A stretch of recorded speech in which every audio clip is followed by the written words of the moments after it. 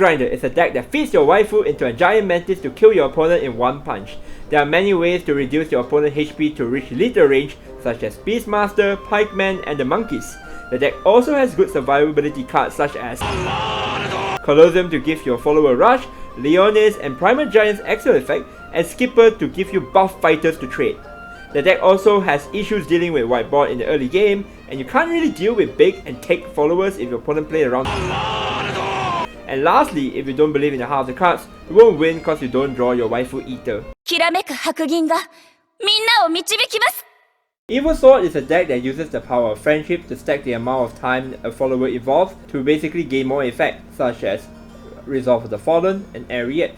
And the more you evolve, the thicker your Daddy Samurai becomes. You also have an OTK combo with and Wildcat on turn 10. The deck also has some damage cuck with Steadfast, but you basically remove it with effects unless you're an idiot that trades into Steadfast anyway. The deck has a very slow setup, as it needs its Nakama power to reach a certain number of evils. The deck also lacks a lot of cycles, so you basically need to be Yugi Moto when you play this deck.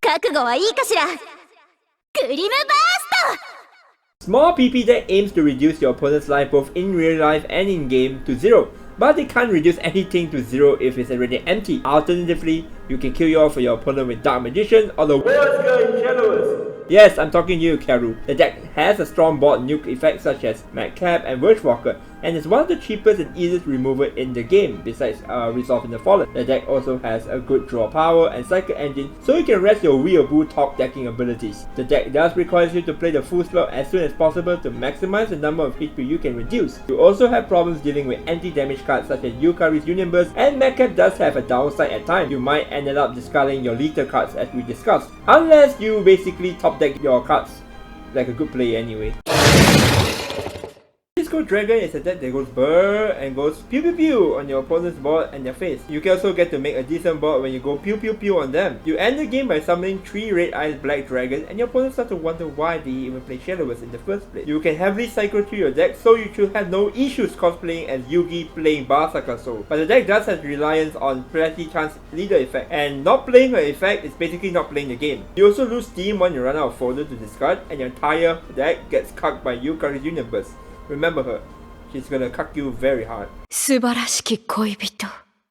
Monster Reborn Wannabe is basically every Yu-Gi-Oh player's fantasy. Create a bunch of monsters in one turn and make even more on the following turn. They can also have a sticky boy that won't die unless you can destroy it 3 times. The deck also has a very decent draw power and a very disgusting and safe old man that is supposed to be in Heavencraft. I mean, it's literally designed like every Heaven card. You play an Amulet that summons a very thick boy, reduces cost, and cheat it out. And no, I won't start talking about how Scartisan is supposed to be in. The deck is supposed to be the best deck in the format as it can overcome even its worst matchup, but the deck does lose when you can clear all your board and you can't respond with another one. The deck also is very component reliant, meaning you will need to ride those sticky boys early to do the combo later, or have good reanimate targets for Meteo.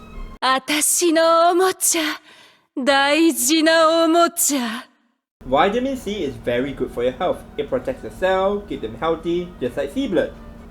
I have no idea what I'm trying to do with this. We can just cut this off. Control Blood is a deck that is filled with destruction and removals and has huge survivability with Azazel effect, sucking almost every OTK damage potential such as Waifu Grinder, Dark Magician, and Wildcat Plus.